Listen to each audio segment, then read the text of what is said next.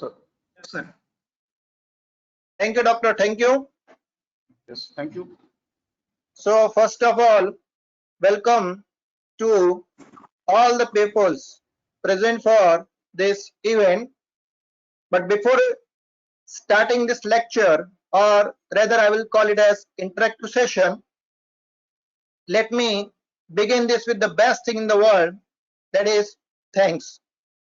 It's because most of the time I forget to acknowledge the organizers for inviting me. Therefore, I always begin my lecture with welcome and then thank you.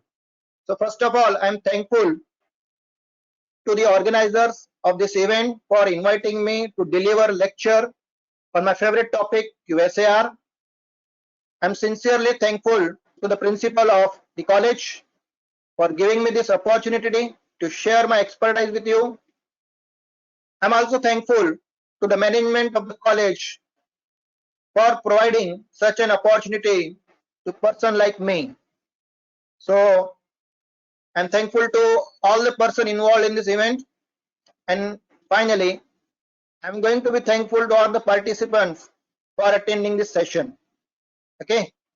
So without wasting your time, shall I begin it? If I'm clearly audible, I'm ready to start it. Yes, you can proceed, sir. Thank you, sir. Thank you.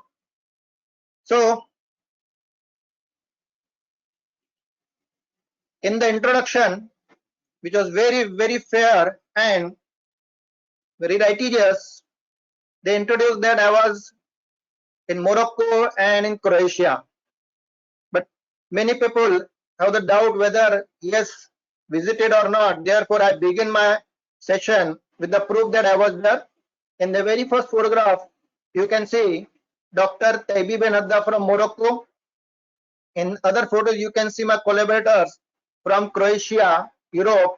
Okay, so these are the events when I was invited there to set up the laboratory for computer-aided drug designing, to give training to the students and the faculty members to understand how the whole phenomenon of computer-aided drug designing works.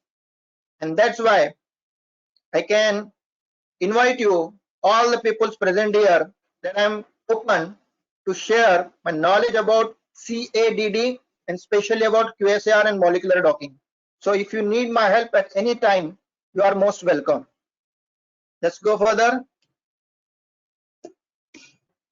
Now, friends, currently we are actually in a situation of COVID-19. It's a very dangerous disease.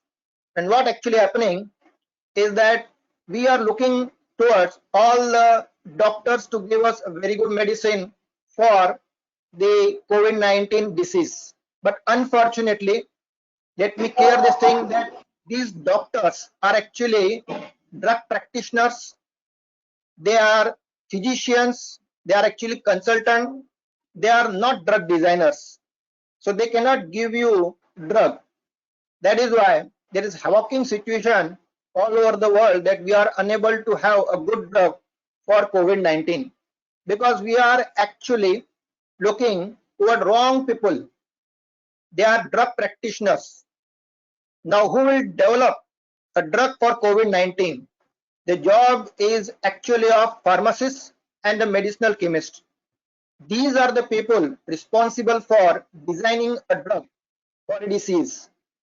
Doctors cannot give you a drug, but medicinal chemists, person from pharmaceutical background, they can give you a drug. Therefore, this is my request. So I request you to understand this thing, that drug. Okay, so now the slide is actually showing what the meaning of the drug is. As we all know, drug is used for either diagnosis, prevention, treatment, or cure of a disease. There are mostly two main sources of drugs, the natural one and the others are synthetic. Almost 80% drugs are their origin from natural resources like plants, animals, and others. Rest of the 20% drugs have their origin from synthetic methodologies. And when the specific chemicals is used for the treatment of any infections or malignancy, it is commonly called as chemotherapy. Most of the time this word chemotherapy is though used for malignancy or cancer only, But in true sense, treatment of any infection or any malignancy is known as chemotherapy. So whenever there is a use of specific chemical, we call it as chemotherapy. So don't get afraid by the word chemotherapy. Whatever drug we are using for COVID-19 is actually coming under the word chemotherapy. Shall I go ahead?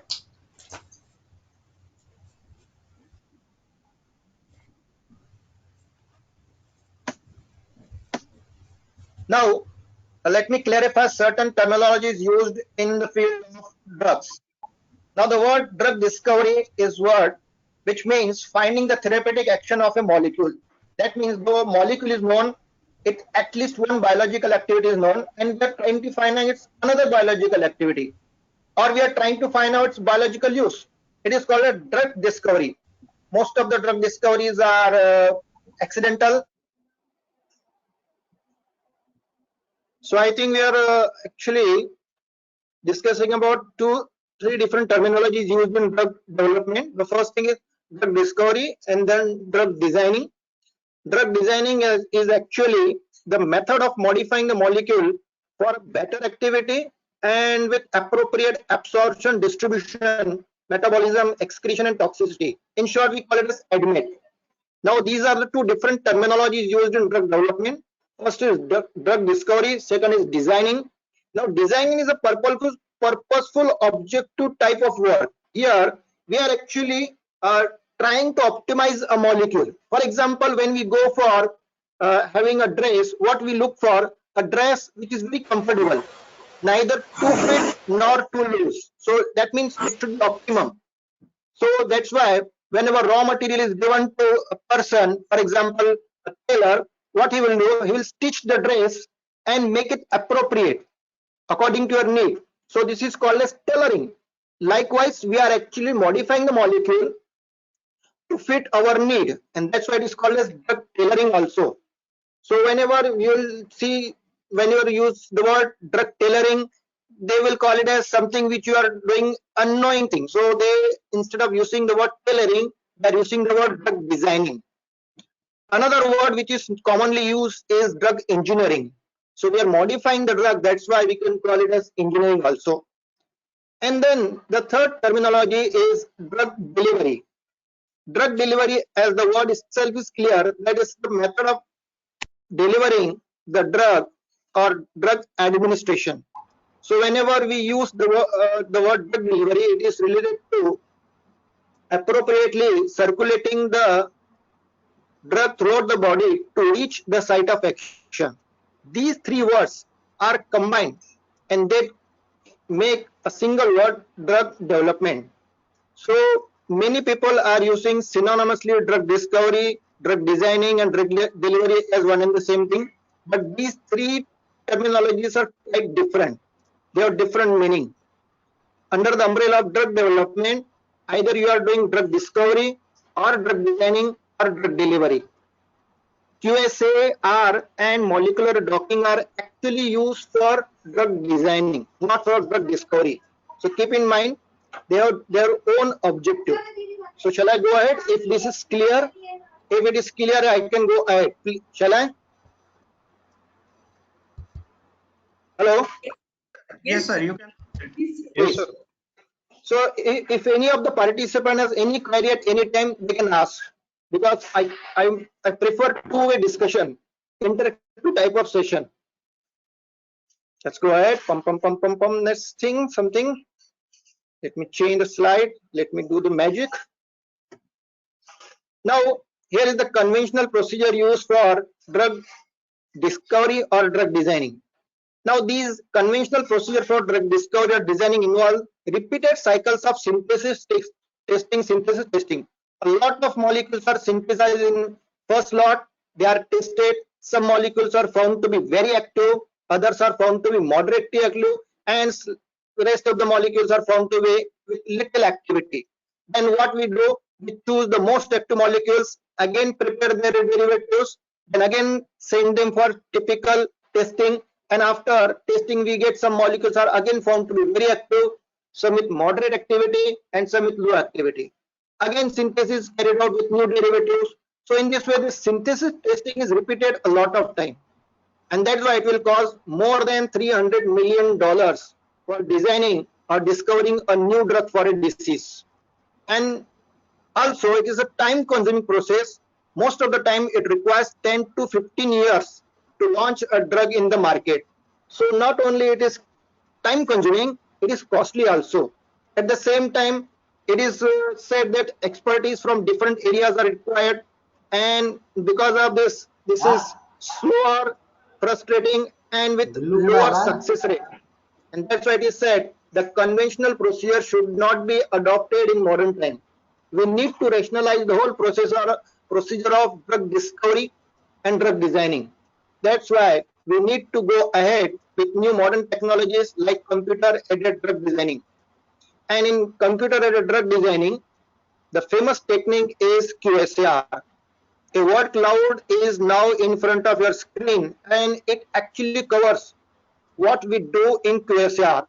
We do modeling, we use data, we make use of methodologies, we go for the training, validation, prediction, feature selection, we use cheminformatics, toxicity assessment, then we use QSPR, then we go for data curation, we are using databases, we are using interpretation, mechanistic details are being used, pharmacophore modeling is done.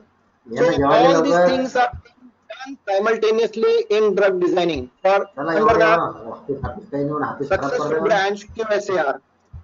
I humble request to all the participants to please mute. Please keep your audio off. Thank you. So in case of QSAR, a lot of things are being done. And remember, QSAR involves a lot of expertise.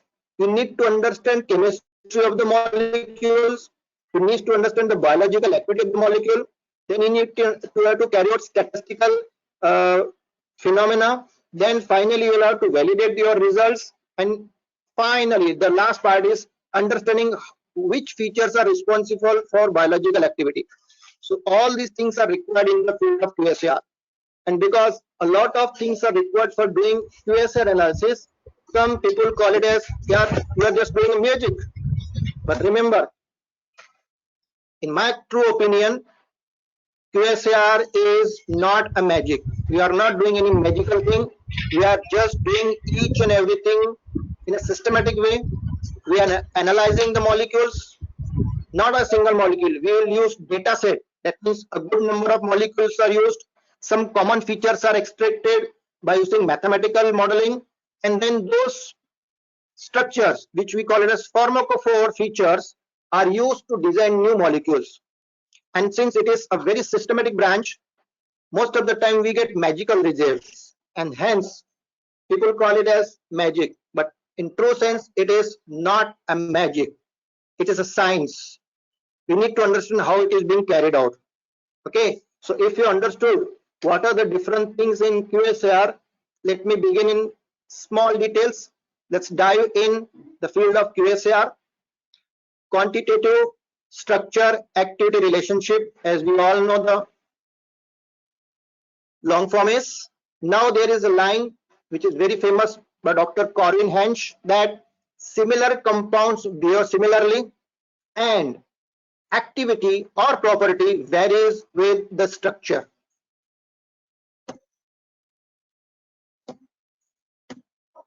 Do you agree on this line? Participants, do you agree or not with Dr. Corwin Hensch that similar compounds behave similarly? Someone please reply. Yes, sir. We agree. Yes. And the second line is very important. The activity means bioactivity or the physical property is also going to vary with the structure. If you change small change in the structure, the property or biological activity should vary. Now, for example, we know phenol has different set of properties or activities than aniline, even though they have very small difference. But because of the small difference, there are huge variation in their biological profile as well as physical properties. So we say that the structure is actually going to define the biological nature of the molecule. Now keep in mind, whenever we go for the activity, according to Corwin Hensch, The activity is actually due to the lipophilicity of the molecule. Now it is present in the yellow color in black ribbon. So the final activity of a molecule is actually a sum of, or actually it is due to the lipophilicity of a molecule, the steric or crowding or the repulsive forces associated with the molecule. It is also due to the electronic factors or electronic nature of the molecule, because in a molecule one part may be positively charged, another may be negatively charged. So because of this variation in the electronic nature, the activity could vary, and there are some unknown factors. Because of this unknown factor, we cannot determine the activity 100%. With a 100% accuracy, we cannot have surety that the molecule will so and so activity. Even when experimental procedures are being carried out, we are unaware or we neglect these unknown factors. So whenever there is activity of a molecule, we believe it is being controlled by the lipophilic characters of the molecule, then electronic factors, steric factors, and some unknown factors. I hope all of you agree with this thing. Because of this, now we know it looks as if the activity has some relation with mathematics, because here we are using simple mathematics. Activity is equals to lipophilicity factor plus steric factor plus electronic factor to unknown factor. So a simple mathematics involved, but in real sense, when you will see the definition of QSAR, you will be amazed to know that QSAR involves high level of statistical mathematical modeling. Therefore, the formal definition is that a QSAR is a multivariate. Now keep in mind, multivariate means, multi means many and variate means factors or the descriptors. So QSAR is a multivariate mathematical relationship between a set of 2D and 3D physico-chemical properties. Now remember, this 2D and 3D physico-chemical properties are known as molecular descriptors. Molecular descriptor means something which we are using to describe a molecule. The word descriptor has its origin from the word describe. Something is describing the molecule. And now this QSAR is a mathematical relation between 2D and 3D physicochemical properties and the biological activity or the toxicity. Here we are going to use mathematical modeling, and that mathematical modeling requires a good number of variables. Some variables belong to lipophilicity, some belong to steric nature, and others to electronic or unknown factors. So QSAR is actually a mixture of a lot of different areas. But remember, hello, I'm not getting you. Do you have any question? So remember, we are not going to carry out anything manually. Everything is done by the computer. That means whole procedure of QSAR is nowadays is done by these computers. The computers are enough powerful to perform QSAR to a large extent. So let me go ahead. Now the next slide is about the QSAR field, which is usually some people call it as it is theoretical. But remember, QSAR is not theoretical at all. It is not theoretical. Remember, because now QSAR is actually analysis why some molecules are active and some molecules are inactive. What actually happens? The QSAR begins with collection of molecules and their experimental biological activity. So experimental part has been done already. We have the results with us. The experimental biological activity reported in the form of IC50, LD50, EC50 or any other measurable quantity. So this quantity is actually experimental. The experimental part is done first. We collect the biological activity and then we carry out QSAR. So if we are doing anything which is based on experimental result, can you call it as theoretical work? This is my question to all the participants. The very first thing is we need to have experimental data. Now the IC50 or LC50, they are actually reported by scientists. Do you agree that QSAR is theoretical or experimental now? Simple question to all. It's experimental, sir. Why it is experimental? Why it is experimental? Because what we are doing, we are analyzing the experimental bioactivity. We are not using any imaginary number for IC50 or any imaginary molecule. The molecule was actually synthesized by a scientist and then tested for biological activity. So the molecule is not imaginary. It was synthesized, then its biological activity was conducted. So both the things are realistic. And since the structure, the biological activity, both are experimental, and we are actually analyzing why the molecule is less active or more active. So therefore, the very first thing, whenever you will go for QSR, they call it as theoretical, is completely wrong concept. Because we are not using imaginary data or imaginary molecule. We are using reported molecules having reported structure and biological activity. So the very first thing is that we are using reported molecules. The third thing is we are comparing why the bioactivity is higher for certain molecules and lower for certain other molecules. So we are actually trying to find out the reason why some molecules are more active. And even though we are doing all these things, we are not doing it mentally, we are doing it with the help of mathematics. And finally, it is essential to validate your statistical technique and mathematical modeling. Therefore, QSAR is not theoretical. It is based on experimental data. Anything which is based on experimental data is called as experimental work or experimental analysis. And finally, we use OECD guidelines for our QSAR work.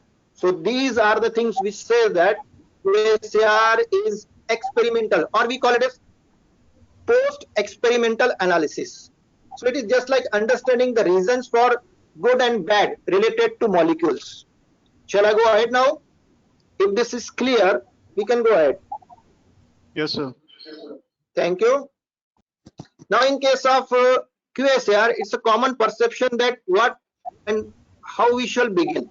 Now, remember, you have to collect the data regarding different molecules having small variation in structure from literature. Remember, try to collect the biological activity and associated structure. This is very essential. Reported molecules with reported biological activity, then draw the structure and then optimize the molecule. Now, while optimizing the molecule or doing everything, you should use only 3D structure of a molecule. Why we should use 3D structure of a molecule only? Why not 2D structure or one-dimensional structure? In organic books, most of the time they use two-dimensional structure. But two-dimensional is very simple, but they give little information. That's why it is said 3D should be used, only 3D structures. Now here is a picture of a very beautiful lady. Can you recognize this beautiful lady? Anyone? Mona Lisa, sir. Mona Lisa. Mona Lisa. Mona Lisa. But is she looking beautiful now? Mona Lisa. No. Not, Is she looking beautiful? She's not very at all, beautiful. sir. Not at all. Yes, this is because this is two-dimensional representation. There is little information there, but we recognize her. Okay, so this 2D is actually giving us information, but the information is inaccurate or less. We need more information. So suppose inappropriate or incorrect optimization is done, then you will get another picture. Now we have more information, but the 3D methodology is not appropriate or to the mark. Now you have more information. Again, you can recognize, again, this is the photograph of Mona Lisa. Am I correct? Now compare these two photographs. Which photograph is giving you more information, 2D or 3D? 3D. Certainly 3D is giving you 3D. 3D is giving you more information because 3D. it is, yes. Now if suppose correct 3D structure is known, bioactivity form is known, every information is there, then you can get something like this. If appropriate 3D structure is known, see the magic. Now you can recognize this is Mona Lisa. Am I correct? So whenever appropriate 3D structure is used, we use better identification. That means we recognize the molecule correct. We have more information about the molecule and the description is more perfect. Hence, in case of QSR, always use perfect 3D structures. Appropriate 3D structure is very important. Most of the time, I get this type of question from people, sir, I'm not getting the perfect results. Where could be the problem? Then the very first thing I suggest is to go for perfect 3D methodology. Different 3D structure method generations are available. Some are semi-empirical, some are purely quantum mechanical based, and some are very poor. Okay, so they are not going to give anything. My suggestion is to use at least semi-empirical methods for 3D structure generation. They have good accuracy, they will give good information, but they are cheaper and less time consuming. In case of DFT calculations or quantum mechanical calculation, you will get 100% accuracy, but those are time consuming and it will require maybe 3 to 4 days for a single molecule. So we have to compromise somewhere. Hence, some cheaper, better methods are available in semi-empirical methodology. That's why it is said 3D structure generation and charge assignment should be done very carefully and correctly in QSR. If they are done correctly, you are going to get excellent results. Now, in case of QSR, a molecule is described using molecular descriptors. You can use anything as a molecular descriptor. Those are classified as one-dimensional, two-dimensional, or three-dimensional molecular descriptor. Here are some examples only. There are examples like molecular weight, number of atoms, number of carbons, number of hydrogens, etc. You can use anything. Those are classified as one-dimensional. If we are using the distance or angle or functional group, those are classified as two-dimensional molecular descriptors. But when you use torsional angles or molecular fields and other parameters, those are considered 3D molecular descriptors. My preference is always for a mixture of one-dimensional to three-dimensional molecular descriptors, because we have to identify the features associated with increase or decrease in the biological activity. So it is said that if you choose a plethora of molecular descriptor, you can arrive at very good QSR modeling. So never underestimate that two-dimensional or one-dimensional are inferior to three-dimensional molecular descriptor. Remember, this is associated with molecular descriptor only. Regarding structure, you have to use 3D structure only, not 2D or one-dimensional. Only 3D structures are required. But in case of molecular descriptor, all type of molecular descriptor should be used. This is the clear demarcation or difference between the two. In structure, only 3D is allowed, but in molecular descriptor, everything is welcome. Now, in case of descriptor, you can use anything, and right now, at present, more than 30,000 molecular descriptor can be calculated. Let me tell you one thing. I have developed one software called PyDescriptor. It can calculate now 45,000 molecular descriptors. So the number is increasing day by day. We are going to get benefit from more the number of molecular descriptor. Better the chances that you can capture the correct or responsible molecular feature for the biological activity. So capturing of true pharmacophore is essential, and one of the best techniques is used to maximize the calculation of molecular descriptors. Let me go ahead. Now, if suppose we have more than 30,000 molecular descriptors, the next step is to clearly select the descriptor which are associated with the biological activity. This is because all descriptors do not contain useful information. Some are redundant, they are useless. For example, in case of a series of molecules, suppose all these molecules contain one benzene ring, then we can use it as molecular descriptor that the benzene ring is present or not, but it is present in each and every molecule of the series. Whereas the biological activity is changing for every molecule. So there is no correlation between the number of benzene ring and the biological activity. So benzene ring is there, but it is useless feature. It's not going to contribute anything. That's why such non-useful descriptor should be removed. Many descriptors provide same information. For example, suppose we calculate total number of carbon atoms in a molecule, and we are also calculating total number of atom with atomic number 6. Now atomic number 6 is actually for carbon, so we are calculating total number of carbon atoms in a molecule and total number of atoms with atomic number 6. They are going to give you the same information, so such useless informationless molecule should be molecular descriptor should be avoided.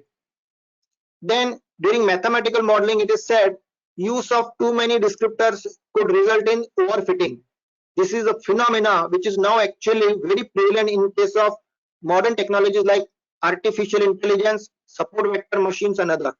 So in case of this technology, if you use good number of descriptor, you may result in overfitting. I'll tell you what this overfitting is. Then use of improper descriptors could result in poor and misleading models. Then use of many descriptors can give you chancy correlation. And my suggestion is use different algorithms for selection of best descriptor for QSR modeling. For example, SR. SR means stepwise regression. It is easily available in good number of softwares, so you can use stepwise regression to select best molecular descriptors, or you can go for GA. GA means genetic algorithm. It is called as evolutionary algorithm for identifying appropriate number of molecular descriptors. It is one of the best we have available right now. We can use mimetic algorithm. Mimetic algorithm is also available. It is a variation of genetic algorithm. And nowadays these different descriptor selecting algorithms are used. And remember, all these softwares, all these things are available free of cost. So you can choose any this molecular descriptor. You can go for any software and you can carry out QSR very easily. Okay, so let's go ahead. If it is clear, shall I go ahead? Yes, sir. Participants, if you have any question, you can ask at any time. The session is open for interaction. Okay. Now here is a list only, I will say, current methods used for model building in QSR. The most famous is multiple linear regression, or simply multilinear regression, MLR. Now in case of MLR, nowadays scientists are using best multiple linear regression, heuristic methodologies, genetic algorithm with multilinear regression, stepwise multilinear regression, factor analysis, and there are so on. So there are good number of these regression technologies available. These are statistical, and don't worry, your friend computer is going to carry out all this analysis. Another methodology is partial least square. It is called PLS in short. Now different variations are available for carrying out. For example, genetic partial least square, factor analysis with PLS, or orthogonal signal correlation PLS. So these are the different famous technologies for carrying out QSR modeling. Now don't worry about all these things. Those are since being carried out computer, you have to just click some buttons and you'll get the result. Now after doing the QSR modeling, it is essential to validate whether my model is correct or not. Remember, there are different techniques for validation of a model. This concept is actually from statistics. In statistics, it is said you need to validate a model. Remember, it is validation of a model, not verification of a model. Verification is a different thing. We are actually doing validation. Validation is done by using computer, and the methodology most of the time is used leave one out cross validation, or some people prefer leave many out cross validation. In leave many out, they can prefer leave 5 out, leave 10 out, or leave 50 out. So they can use different types of cross validation, maybe one or maybe many. Another technique is external validation. If suppose external validation is done, it is said the model has been validated perfectly.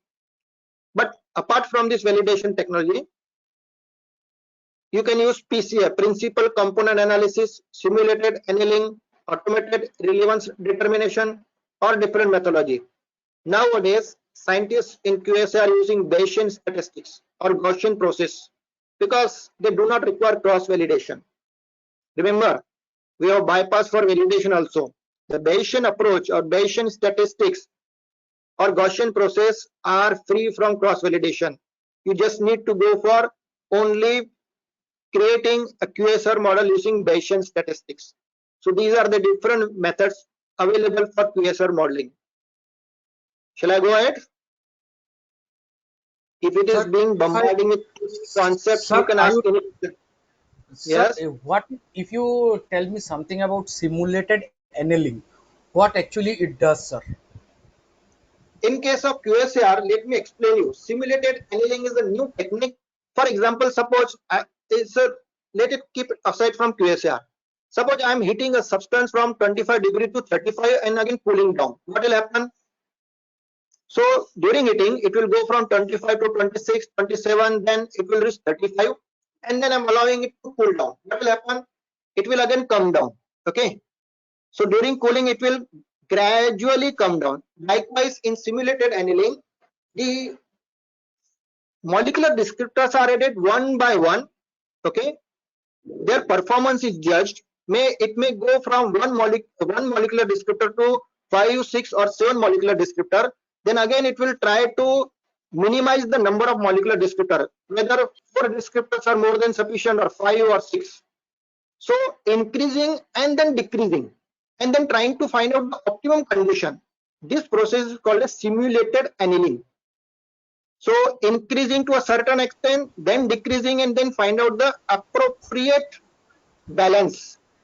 This approach is used in simulated annealing. Are you getting my point? I understood, sir. Thank you. Okay, so say for example, suppose you are using simulated annealing with multilinear regression. So you do not know how many descriptors are adequate for a QSR model. So in simulated annealing, you just give an upper limit. For example, 10 molecular descriptor. So what it will do? It will try to have 1 molecular descriptor, then 2 molecular descriptor based models, then 3 molecular descriptors. In this, it will go up to 10. It will again come down, try to optimize. Then it will try to replace one descriptor with another, keeping the optimum number same. Now this is very complex process and requires a lot of time. That's why a lot of people are unable to use simulated annealing in a true sense, because for simulated annealing you need high computational power and a lot of time also. Or you can use Bayesian instead. I am preferring Bayesian right now. Okay, GAMLR and Bayesian are my favorite one. Any other question? No, sir. As I understood, that is actually what we did. It we hit the molecule, and I was confused that in QSR how we hit the molecule.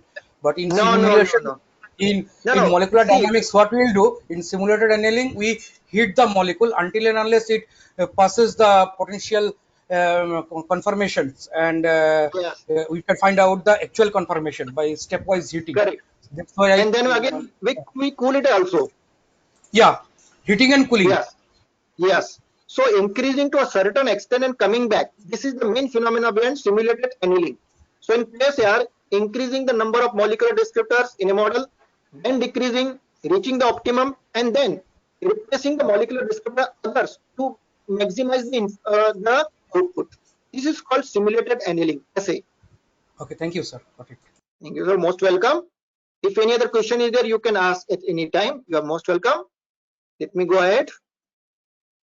Now, I was informed by the organizers that we need to have something on modern trends in QSAR. Now, currently there is a lot of talk about the use of artificial intelligence in chemistry. Am I correct? This is talk of the Yes, town, sir. Yes, sir. artificial intelligence. Yes, sir. Everybody is mad after it. Yes. Now, AI, artificial intelligence. Now, in true sense, artificial intelligence we are using with the beginning of QSAR. This is because actually artificial intelligence is the superset of tasks that demonstrate characteristic of human intelligence. That means it has high resemblance to human intelligence. Now, while doing machine learning, machine learning is ML. Okay, machine learning is considered as a subset of AI, because in ML, what we are doing, just like artificial intelligence, we access the data. That means we collect it, we analyze the data, we try to find out the trends, and generate intelligent and actionable insights. So in case of machine learning, we are actually doing everything which is very similar to artificial intelligence. Collecting data, analyzing it, finding out the trends, generating what we have to do, how to avoid it. So everything is matching with artificial intelligence. So that's why it is said machine learning is very close to AI. But keep in mind, machine learning is a subset of AI. AI is a very broad concept. Okay. Nowadays, it is being used in healthcare system also. So in case of QSAR, we are actually using machine learning where we collect the data, then we analyze the data, we try to find out the reasons, the trends in a biological activity, and then we make a decision what we have to go for. So in case of QSAR, we are using machine learning methodology, and in turn we can say that with the beginning of QSAR, we are using artificial intelligence in the field of drug designing from 1960s. So this term, even though artificial intelligence is looking new, but actually it is old for us. So modern trend is of artificial intelligence, and for QSR people, it is an old trend. Now let me go ahead. Now this is something which you need to identify. Can you guess the person? Barack Obama. Barack Obama. Barack Obama. Barack Obama. Are you sure? Yeah, Barack So Obama. the same thing was asked to AI. Identify the person. AI identify this person.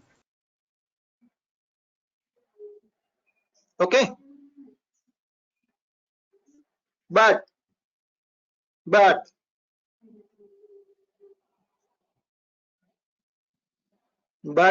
the truth is different.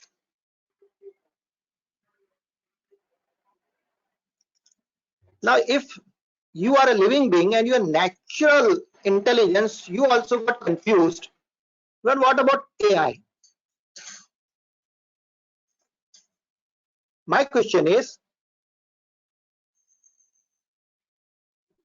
what we shall do now?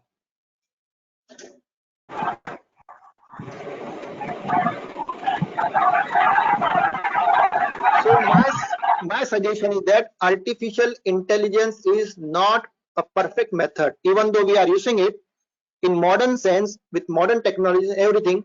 But if the threshold limit of similarity crosses more than 80%, it gets confused. And instead of giving you the correct results, it can give you wrong results.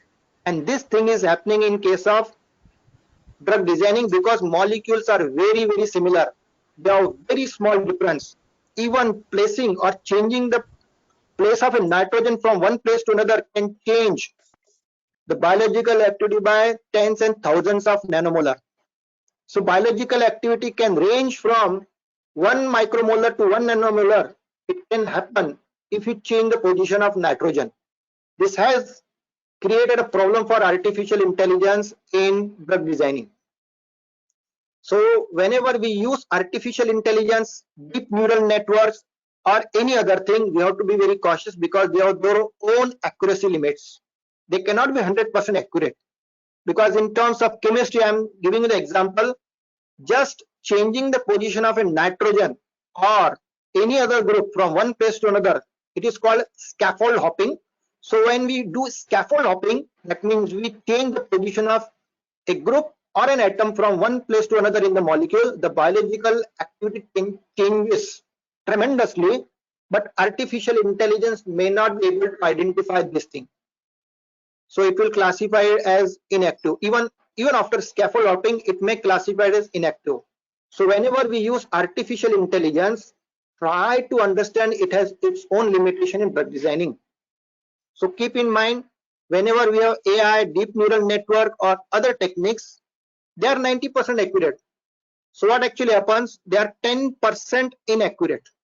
And every time this 10% is big hurdle. Now remember, suppose you are standing on a multi-story building and there are only 5% chances or 10% chances are that when you jump, you will get hurt. you are standing on the top of a multi-story building and you are jumping, only 5 to 10% chances are that you get hurt. But when in reality, when you jump, you definitely get hurt. Am I correct? So this 5 to 10% means a lot in the field of drug designing. So whenever you use this new technique, be cautious about these things. Shall I go ahead now? Shall I go ahead? Hello. Yes. So now we are actually saw another man, who is actually I call as very similar to Barack Obama, and confused AI also and natural intelligence also. This is because in case of AI or even in case of natural intelligence, we actually go for the basic principle of identifying the basic information. So the last figure will tell you it is trying to match certain features, and on the basis of the certain features we are trying to club the similarity, and that's why the problem occurs. Now the last part is QSAR based virtual screening. Now it is said, it's very famous that molecular docking is a famous technique for doing virtual screening, but nowadays the trend is shifting toward QSAR. There are some advantages related with molecular docking, that molecular docking can rapidly identify large subsets of molecules with desired activity from large screening collection of compound, maybe 10 raised to power 5 to 10 raised to power 6. That means you can use millions and millions of compounds using automated methods. So for example, the famous software like Autodoc and Autodoc Vina, they are used for screening a library of more than 10 lakh molecules. It is being done rapidly and we get some hits. But unfortunately, in true sense, the hit range for molecular docking is from 0.01 to 0.1%. That means the success rate is very, very low. And after getting this low success rate, most of the screen compounds are routinely reported as false positive after experimental verification. So if suppose you have a library of 1 crore molecule, you can carry out molecular docking very easily. You will get some hits, and if you will send these hits for experimental verification, the success rate is only 0.01 to 0.1%. Unfortunately, this is true. Though molecular docking is fast, but ultimately after experiment, the success rate is low. On the other hand, the typical hit rates for QSAR based virtual screening is ranging from 1% to 40%. This is strikingly different. That's why QSAR based virtual screening is the new trend in computer aided drug designing. Try to carry out QSAR based virtual screening because the success rate is minimum 1% and maximum 40%. And the reference is there to support this observation. Now the people working in the field of molecular docking may say that, how can you say that the true hit rate is very, very low? I am saying on the basis of experimental verification of different molecular docking virtual screening hits, the success rate is truly low. Here are some success stories where QSAR based virtual screening was actually conducted. For example, in 2013, Zhang and the co-workers used a data set of more than 3,000 compounds. Okay, those were actually screened for Plasmodium falciparum to develop a QSAR model. Then the developed QSAR model was actually applied for virtual screening of the database. Okay, like Cambridge database. Now this Cambridge database contains millions and millions of molecules. So all those millions and millions of molecules were subjected to virtual screening using QSAR. After this virtual screening, only 176 potential antimalarial compounds were identified. Remember, out of millions and millions of molecules, only 176 molecules were found to be potent as per the QSAR model. Now these 176 molecules plus 42 non-active molecules, that means total more than 200 molecules were subjected to actual experimental verification. After actual experimental verification, it was found that the 42 molecules were inactive in the true sense, and out of 176 molecules, 25 compounds were found to have high activity as predicted by QSR model. So this means success rate of more than 10%. Now remember, if we are prioritizing, we are increasing the priority of molecules. So out of 176 molecules, 25 molecules were found to have the experimental verification, and they are found to be very active. So this proves that QSR based virtual screening is very, very attractive and useful. Second is very recent one. This is related to corona. Very recently, Dr. Tropsha along with Dr. Alves, they carried out the QSR based virtual screening for corona, COVID-19. What they used, they actually used a very small data set of 113 compounds. Out of this 113 compounds, 40 were already found to be active against corona and 73 were inactive for corona. That means SARS-1. Okay. Then QSR models were applied for virtual screening of drug bank database, and this drug bank database were refined or limited to FDA approved drugs. So that means only 1800 molecules. After QSR based virtual screening, only 42 potential drugs were identified. So out of 1800, only 42 molecules or 42 drugs were identified, but due to experimental limitations, only 11 were tested for experimental validation. Now out of these 11 compounds, 3 compounds were found to be strongly active against COVID-19 main protease. So we started with 113 compounds, knowing that 40 are active and 73 are inactive, and finally QSR based screening gave us 25% result. So out of 11, 3 were found to be very, very active against COVID-19. This shows that out of 11, there are 3 successful compounds, about more than 25%. So the success rate for QSR based virtual screening is very high. It is not in points, it is more than 1%. And in most of the cases, it is found to be more than 10%. So in future, if you are doing virtual screening, try to carry out QSR based virtual screening. This will increase the success rate. Now, in case of QSR, certain disadvantages are also there. Even though I have praised QSR a lot, but there are certain limitations to it. Like artificial intelligence, it can give you false correlation. It could happen because if suppose the experimental data is not curated correctly, 3D structures are not used correctly, then molecular descriptors are not adequate in number, or somewhere there is a fault. So then finally you will get false correlation. These false correlation could arise due to any factor, maybe due to experimental data, maybe methodological or any other. So whenever there is QSR, try to validate your model to minimize false correlation. Okay, so even if the data set which we are using for QSR is large, it is very small, then you cannot get good results. So it is said for QSR, at least 30 to 40 molecules should be used. Beginning should be from as large as possible.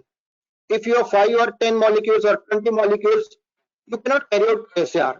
You need more than 30 molecules, 30 plus. So if suppose we have good number of compounds in our data set, then we can get reliable QSR models.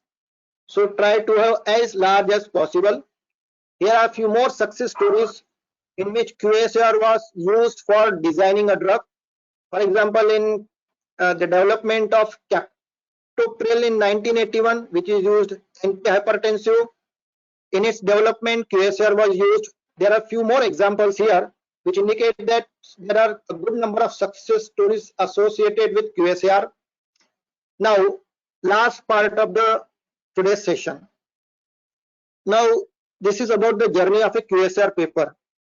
What actually happens?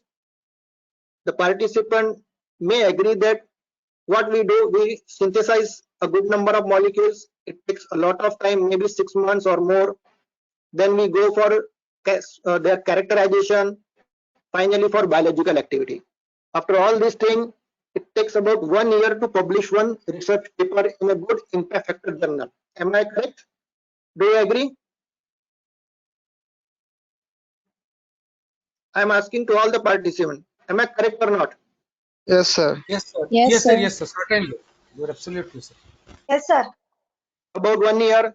So what we are doing, we are consuming a lot of chemicals, creating pollution, doing all this thing, and finally what we get? One good research paper in a good journal. Very good. But in case of QSR, you can do everything and you can publish more than 5 papers in a year. So without doing anything in the laboratory, we are doing everything on a computer. So then now who is the real malai eater? Who is the better? Those who are working in the laboratory or doing QSR work? Who is better? Let me tell you one example. In 2012, one of my friend, Dr. Kancharala Reddy from USA, he published only one research paper in Journal of Medicinal Chemistry. In this paper, he actually reported anti-malarial activity of 65 molecules. It was good data. 65 molecules he synthesized, went for biological testing, and then he got publication in a good journal, having impact factor more than 5. So with the help of this 65 molecules tested for antimalarial activity, I published 5 different papers in different journals having impact factor ranging from 2 to 4. Now, who is in a better condition? Dr. Papi Reddy or me?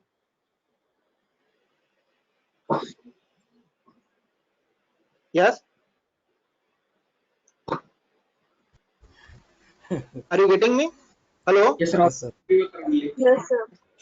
So who is the real malai eater? Who is getting better? I So think, Dr. Papi, Certainly, you, sir. yes, sir, it Certainly. was, I think synthetic protein is, na?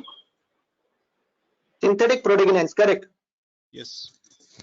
I think you are familiar with this paper or you might have read it. Yes, yes. So I read it. on synthetic proteaginase, I have published 5 papers. Dr. Papi Reddy published only 1 paper and I have 5 papers on the same. Now who is in a better condition? That's why it is said, you need to write down it correctly, do it correctly, you can get a lot of publication in a year by using QSR, docking and other methodologies. But nowadays, as the time is changing, it is becoming hard to get a paper in QSR. This is because with time it is getting more and more mature. And the personal bias is still there. And that's why whenever a paper is submitted, this is actually happening with my papers nowadays. This is for all. In fact, others will also agree with this thing.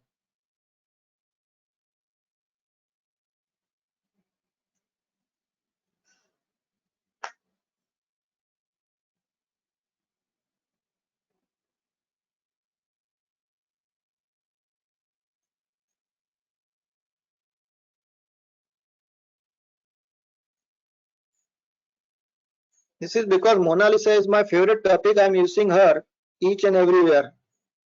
Sorry, Mona Lisa. So the topic is over for the day. Thank you for listening, Masan ki Pasan. So if you have any question, you can ask. Sir, if you can demonstrate us your esteemed software Pi descriptor, it will be helpful for the participants to learn how to use it. Sir, Pi descriptor is free of cost, available for each and everyone. They will have to just Operation, Yes. how to use it. Then You want execution, to- how to execute. you want to understand how it actually works. Okay, so let me tell you one thing. Let me tell you the basic thing required. For Pi descriptor, you need to have working or installed and working PyMol in your computer. You can use any type of computer, but working PyMol installation is required. You can use Linux or you can use Windows also. There is no problem at all. This is the first requirement. Second thing, the PyMol version 1.8.4 and higher is much better. It can handle different types of file formats easily. And when I was developing PyDescriptor, I used 1.8.4 and I found it to be very smooth. So therefore, I prefer PyMol version 1.8.4 and higher for carrying out the QSR work. Second thing, PyDescriptor is actually a very small plugin for calculating more than 30,000 molecular descriptors. It is free of cost, available from me. You just need to send one request to me, or it is also available from my friend Dr. Igor Tetko. He has actually created a free web server. The details, if the participants are looking, I can share, or you can go to opm.edu. On this server, PyDescriptor is available free of cost. You can upload your molecule and you can calculate different molecular descriptor using PyDescriptor. So it is free of cost, available on the German server also from Dr. Igor Tetko. You can use it also, or you can send an email to me requesting about PyDescriptor. You will get the copy. After getting the copy, you have to install it correctly on PyMol. Then you can use it for your molecules. Shall I show the demonstration?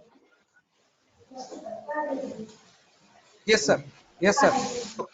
Okay. Yes, sir. It will be helpful. Let me close it.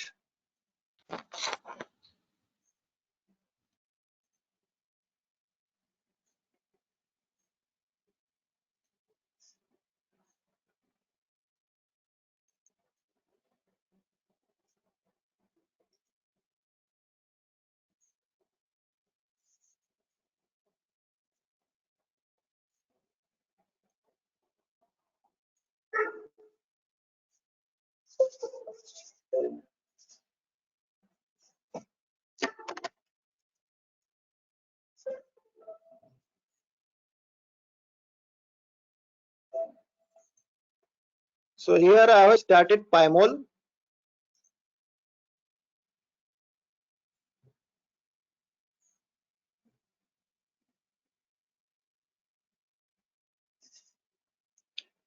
Because of slow internet, it's not being displayed correctly.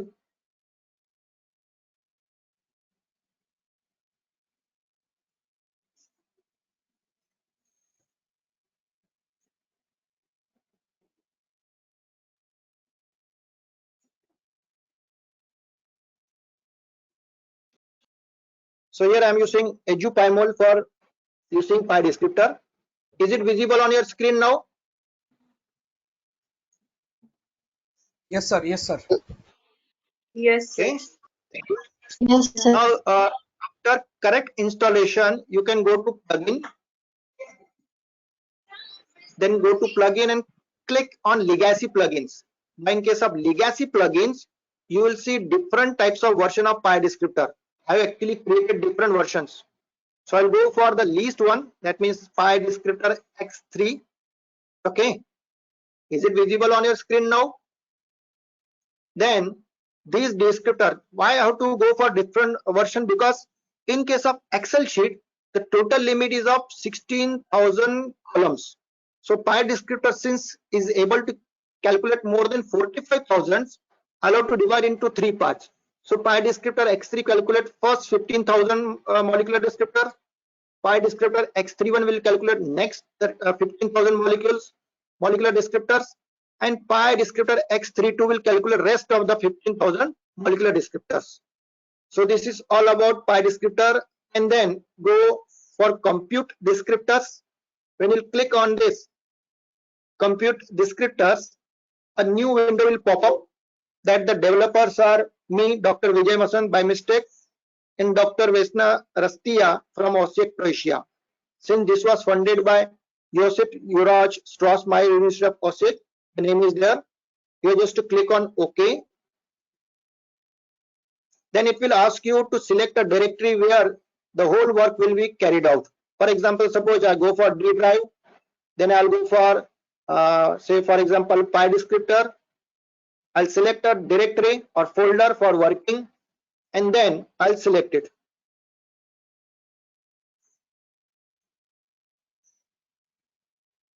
After selecting the directory, now it will prompt you to save each and everything in CSV file format. I will give it a name, for example, testing.csv. So it will save each and everything in this CSV file. All the molecular descriptor will be saved in this file. So let us save it. And then it will ask you for where the mol2 files are located. If suppose mol2 files are located in the same folder, no problem. Else you can go somewhere else and you can locate where the mol2 files are there. If mol2 files are located in E drive, you can virtually navigate and you can go for calculation of molecular descriptors. Let me go to E drive. For example, suppose molecular descriptors, all mol2 files are here.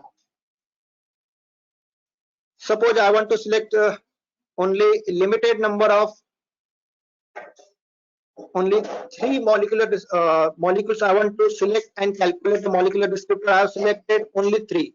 This can be done with the help of simple clicking by using mouse. Then open it, and then it will prompt you to press OK. Just press OK, and it will start calculating the molecular descriptors. As soon as the job is over, for the calculation of molecular descriptors for these 3 molecules, a new window will pop up stating that molecular descriptor calculation is over. So this is the real working, real functioning of PyDescriptor. It's very simple. It is GUI based. You can transform it into command line also, because the programming is open source. That means you can change the coding also. It is written in Python. Let it complete. This is because my machine is very basic, it's very old, so it will take some time to calculate molecular descriptors for the 3 molecules. And since it is calculating 15,000 molecular descriptors, it will take some time.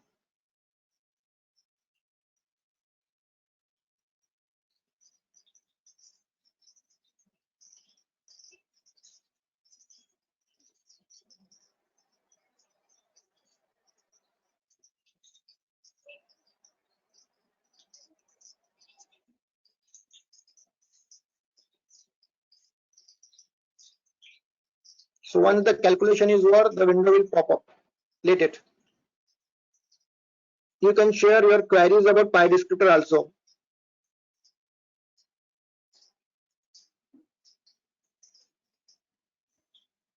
In feedback session or in chat, I'm actually getting the message that people are asking for my email ID. I'll send it. Even the presentation will be shared with the participants. Actually, sir, Conda environment and Python environment is crucial to run this PyDescriptor in Linux system. Yes, on Windows it is very true. On Windows you need to have Conda, then it will work very properly. Even with open source it will work, but it will take a good lot of time. Yeah, but in Linux system we should be careful that about the Linux a Python environment and Conda environment. That is best setting. See, this PyDescriptor is actually working properly with Python 3. So if you are using Python 2 as your native or basic Python, it won't work. You'll have to make changes according to your need.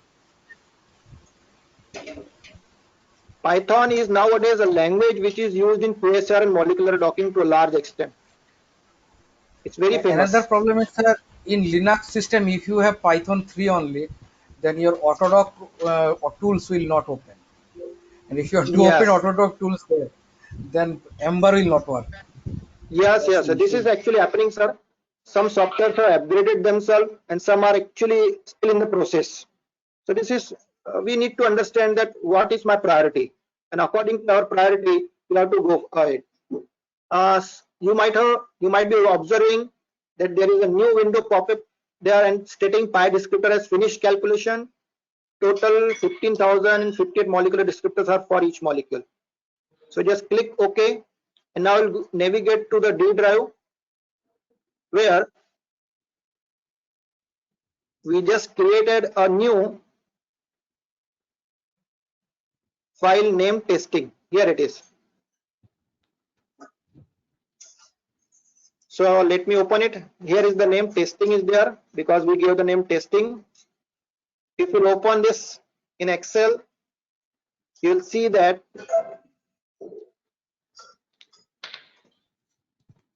there are 3 molecules with their descriptors there.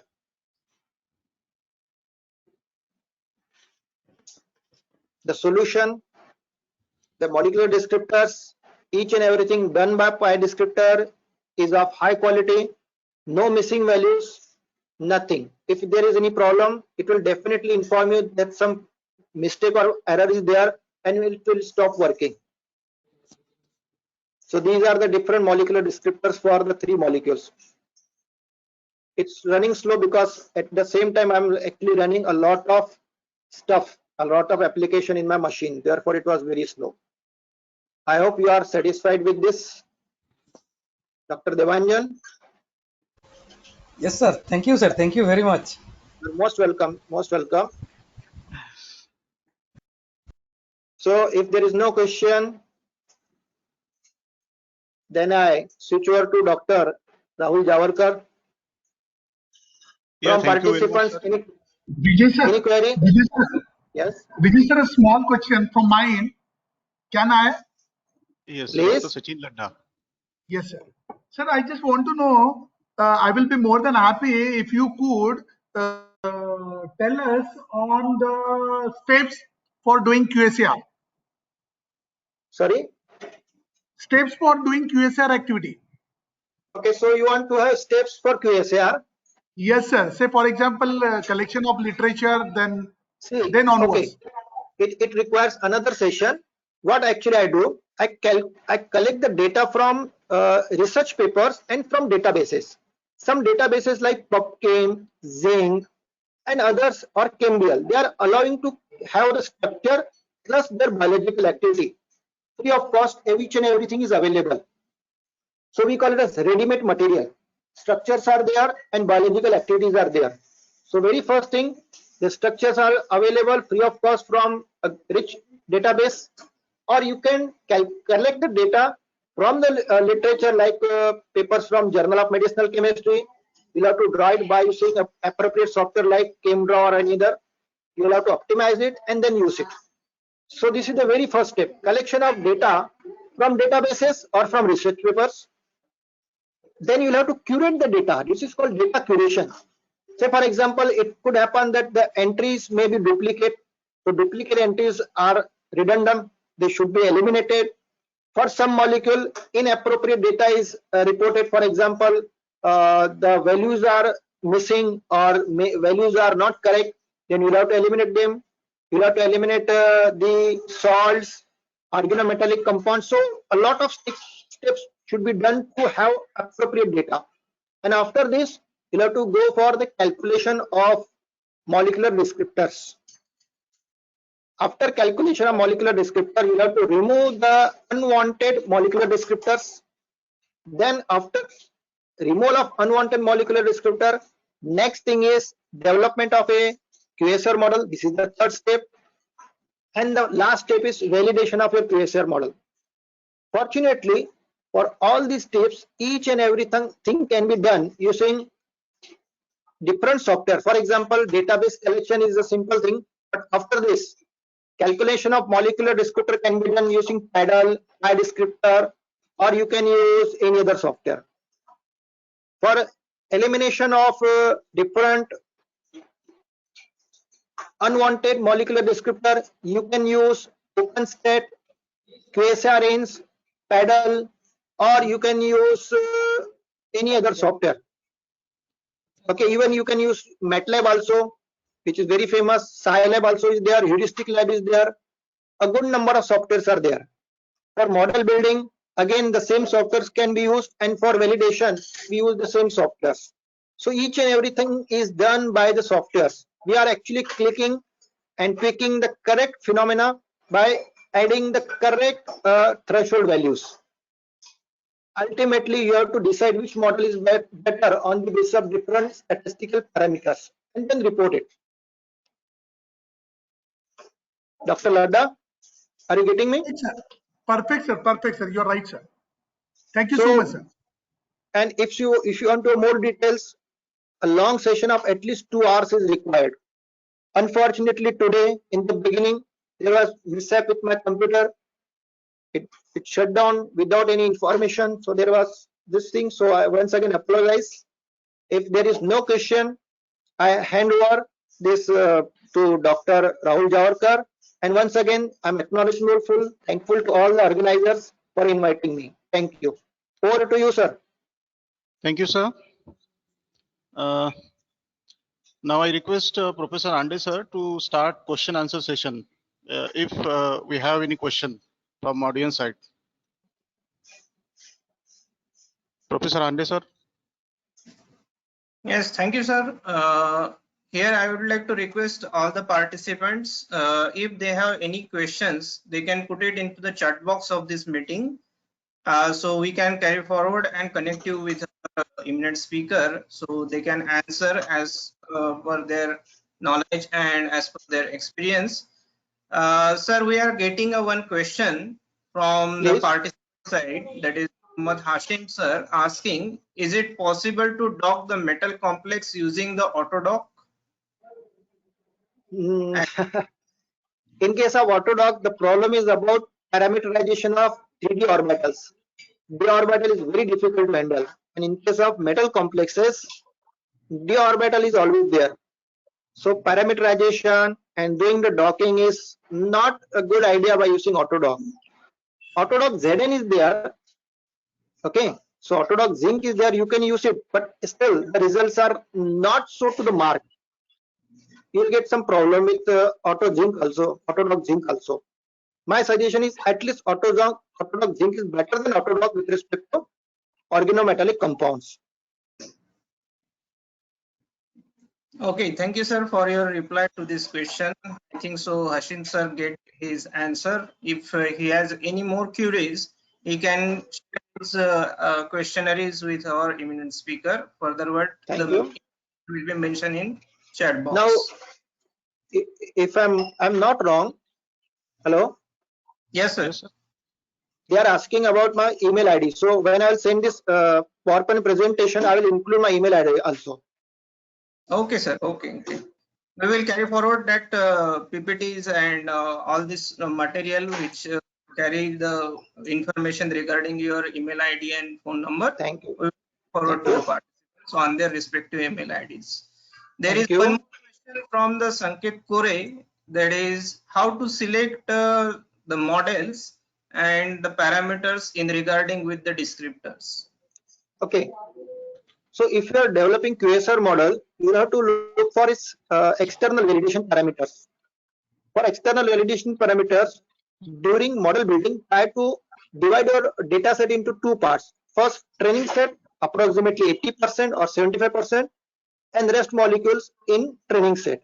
So when you develop a model, and for external validation, for test set or prediction set, if 3 parameters are above 0.7, then it is considered as very good model.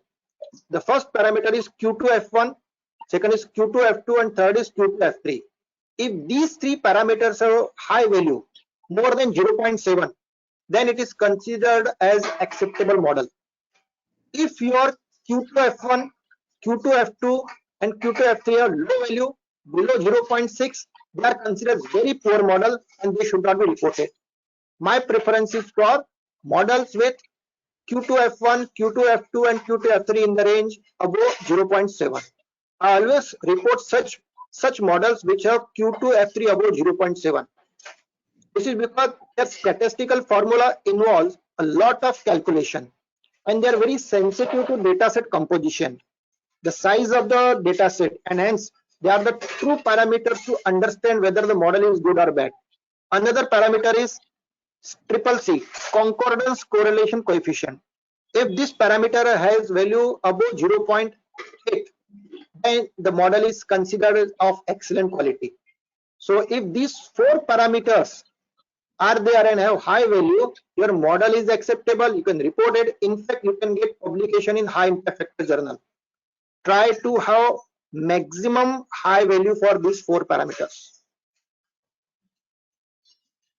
Okay, thank you, sir, for this question reply. There is one question whose name is not properly mentioned in the chat box, but the question I can disclose over here, that is, how is it useful for the pharmacology person to use this technique for forecasting the activities?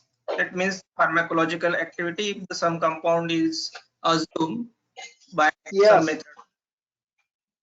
this is the actual basic principle behind QSAR based virtual screening. In case of QSAR based virtual screening, we are actually trying to predict the biological activity of a molecule before its synthesis and biological testing. So it is very useful. If suppose a molecule is looking or is appearing to have low biological activity, it should not be on our priority. A molecule with better activity should be given high priority for synthesis and biological testing. So if a person is from pharmacology and he is trying to identify the high activity molecule, the biological activity should be high with as predicted by the QSAR model. So if high activity is predicted by QSAR model, you should definitely go for its biological testing. Yes. There is one more question from the Deepa. It is how to correlate the glide energy value with ligand receptor binding affinity. This is actually no. This glide score or any docking score or docking energy, they are actually telling you the score energy. They have nothing to do with biological activity. Even a molecule with high biological activity may have low binding affinity. It could happen. This is because in docking, different algorithms and formulas are used to calculate the final binding affinity values. So from software to software it will change. Second thing, it could happen, it might have high binding affinity but low staying time. Now this time, see, in case of MD simulation, it is if it is done correctly, then it will definitely identify whether the molecule is able to sit inside the active site of a protein for a long time or not. If a molecule is unable to sit inside the active site for a long time, then it cannot show activity. For biological activity, the molecule should be there inside the active site for a long time. Then and then it can show biological activity. So binding affinity is a different thing. Stay inside the activity is different thing, and correlation is definitely a third thing. So in my true opinion, there is no correlation between the binding affinity and the biological activity. It's just merely a mathematical jugglery, huh? Yeah, thank you, sir. It's a very good answer to this question and very informative for the pharmacologist also. There is a last question from this session I would like to take over here. That is from Purushottam Banjare, sir. He asking about what should be the process for multi-target QSAR. Multi-targeting? QSAR. Okay. Now in case of multi-targeting QSAR, you need to have biological activity of same molecule for 3 to 4 different targets. It is called multitasking. Am I correct?